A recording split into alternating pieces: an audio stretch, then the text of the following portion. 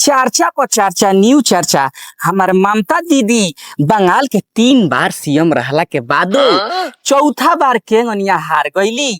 आई हमारा गुरु बहिना कलकत्ता से चल के आइल बानी जे वही नरेंद्र में। अच्छा यहाँ से हमारा ममता दीदी के बारे में वहाँ के चर्चा सुनने की कोशिश करी। सारा गुरु बहनी लोग के हमार नमस्कार बा। नमस्कार। का कहीं एक गुरु बहनी यह बंगाल में नंदीग्राम में चुनाव पड़ रहे। हाँ यह जून के महीना में हम वहाँ शिव चर्चा गावे गई रही। हाँ और जब वहाँ गई रही तो वहाँ तो 2 बार के पहले के सीएम रह चुका रही ममता दीदी। हाँ तीसरा बार के चुनाव पड़ रहे। हाँ तो हमारा वजह शिव चर्चा चलत रहे। चलते रहे। तो हम अपना गुरु बहनी के उनका घरे भेजनी। हाँ तो जाई ममता दीदी के बुला के ले आई। तो हमार गुरु बहनी गई लिया ममता दीदी के बुला के ले आई। हमरा से कहली कि एक गुरु बहनी हमरा चुनाव हारे के बड़ा डर लगता। हाँ का कइल जाओ।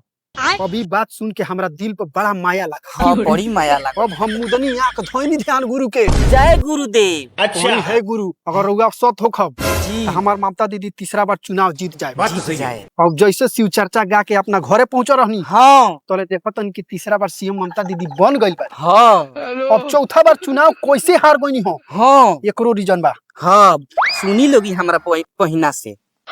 सुनी दीदी चौथा बार चुनाव पड़ रहा जहाँ भवानीपुर सीट से वहाँ से लड़ रही हो। हाँ हम वही जनिए गई रही शिव चर्चा गावे। हाँ अब वही जगह गई शिव चर्चा गावे हम भेजनी अपना गुरु बहनी के जाई ममता दीदी के बुला के ले आई। जाई ले आई। हमरा शिव चर्चा में बैठाई जी। अब हमार गुरु बहनी उनका घरे चल के गईनी। गईनी। अब कहनी कि ममता दीदी रउआ के हमरा शिव चर्चा में बुलावट आइल बा। अच्छा तो वहाँ कहतनी कि रामबा रामबा खाम्बा खाम्बा टुम्बो टुम्बो गाम्बा गाम्बा। अरे बाप रे। अब हमार गुरु बहनी रोते हमरा लगे। हाँ अब आके कहनी कि दीदी हाँ ममता दीदी तो रामबा रामबा खाम्बा खाम्बा टुम्बो टुम्बो कहतानी। हाँ अभी बात सुन के हमरा गुस्सा लगा। तो लगिए जाई। अब हम मुदनी आंख धोइनी ध्यान गुरु के। जय गुरुदेव। कहनी कि हे गुरु जी। रोवा में अगर सत हुई हाँ तो ममता दीदी चौथा बार चुनाव हार जाए। हाँ हर जाए। का कही गुरु बहनी हाँ जैसे शिव चर्चा गाँव के अपना गाँव पहुँचनी। हाँ आ सुतनी हाँ आ सुत के उठतनी जैसे ध्यान हमार गोइल टीवी पर। हाँ देखो तनी ममता दीदी चौथा बार चुनाव हार कोई हार गइल बाड़ी। जय गुरु जय गुरु जय जय गुरु।